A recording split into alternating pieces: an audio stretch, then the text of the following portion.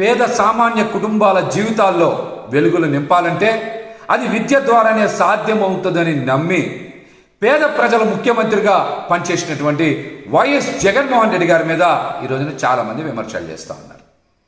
ఆయన అమ్మఒడి పథకం ఈ దేశంలోని ఎవరు అమలు చేయాల, ఒక కొత్త పథకానికి శ్రీకారం చుట్టి పేద సామాన్య కుటుంబాలు ఉన్నతంగా చదువుకోవాలి, నాణ్యమైన విద్యని అభ్యసించాలి, ప్రతి ఒక్కరూ బడిబాట పట్టాలి అని ఒక దృఢ నిశ్చయంతో విద్యా వ్యవస్థలో విప్లవాత్మకమైనటువంటి మార్పులు తీసుకురావడానికి అమ్మఒడిని ప్రవేశపెట్టి ఎంతో అద్భుతంగా అమలు చేసి ముందుకు వెళ్ళినటువంటి వ్యక్తి జగన్మోహన్ రెడ్డి గారు. వారి మీద ఈ రోజున కూటమి నాయకులతో పాటు షర్మిల గారు కూడా విమర్శలు చేస్తూ ఉన్నారు.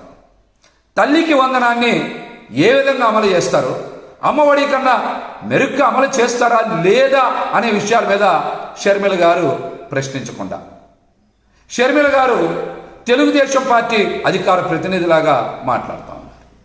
మీరు వైఎస్ రాజశేఖర్ రెడ్డి గారి బిడ్డని మర్చిపోవద్దని కూడా నేనైతే విజ్ఞప్తి చేస్తూ ఉన్నా.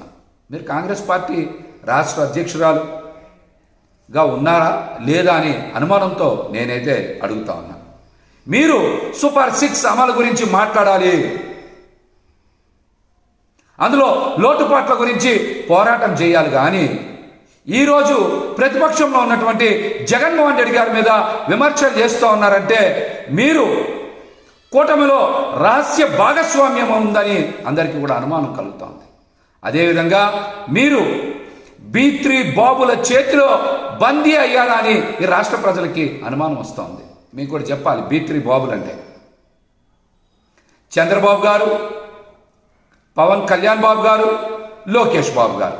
అందుకనే ముగ్గురిని B3 బాబులు అన్నా.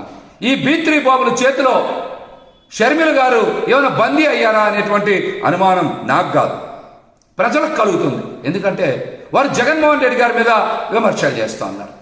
అమ్మఒడి మీద విమర్శలు చేయడం ఏంటి? తల్లికి వందనం మీద మీరు ప్రశ్నించారు కదా. జీవో నెంబర్ 29 జారీ చేశారు. ఈ జీవో నెంబర్ 29లో ఏదో ఆధార్ గురించి పెట్టారు అనుకున్నారు. ఆధార్ గురించి పెట్టినట్టయితే అందులో ప్రతి బిడ్డకి అని నమోదు చేయకుండా, జీవోలో నమోదు చేయకుండా ప్రతి తల్లికి మాత్రమే అని రాశారు. అది కూడా బిలో పావర్టీ లైన్ అనేటువంటి నిబంధన చేర్చారు.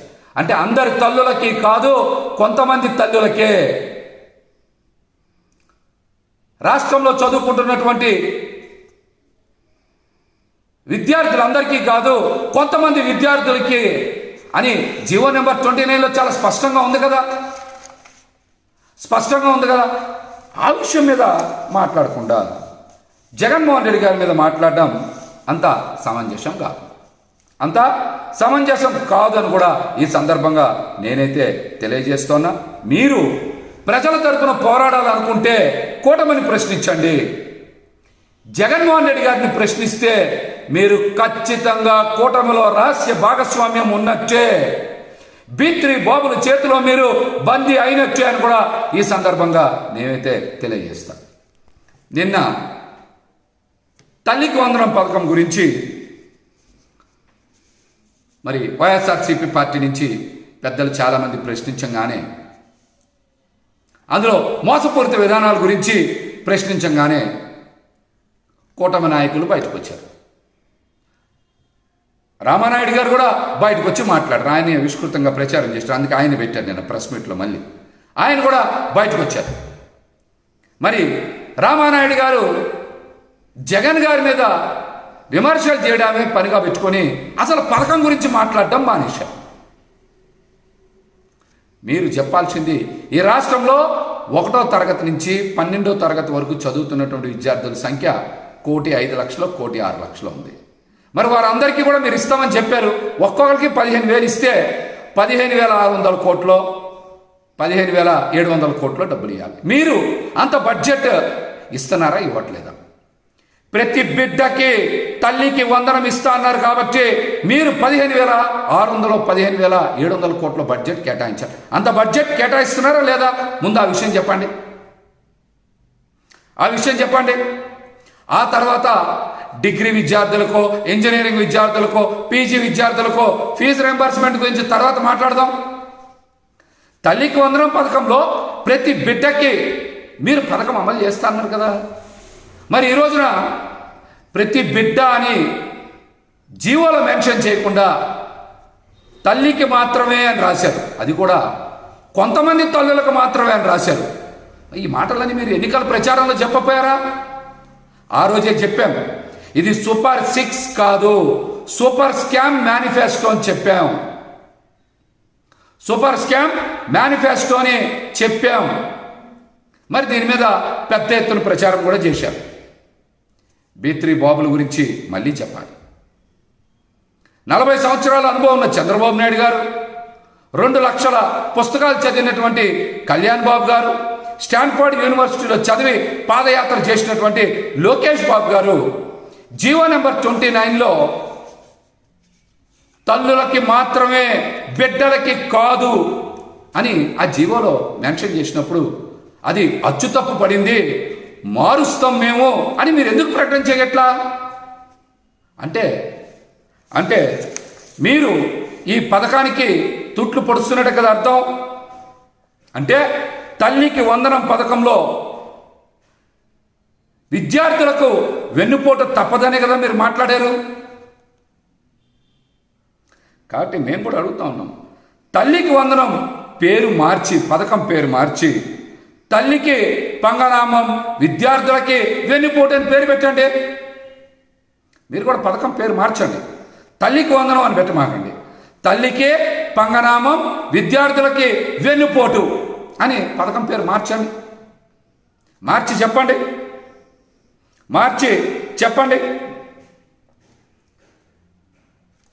జగన్మోహన్ రెడ్డి గారు ముందే చెప్పారు, పేద ప్రజల జీవితాలు ఖచ్చితంగా మేము మార్పు తీసుకొస్తాం, వారి జీవితాల్ని ఉన్నతంగా తీర్చిదిద్దుతున్నాం, మీరు మోసపూరిత మాటల్ని నమ్మద్దు అని చెప్పారు. ఈరోజున ఏం జరిగింది మనం కూడా చూశారు కదా.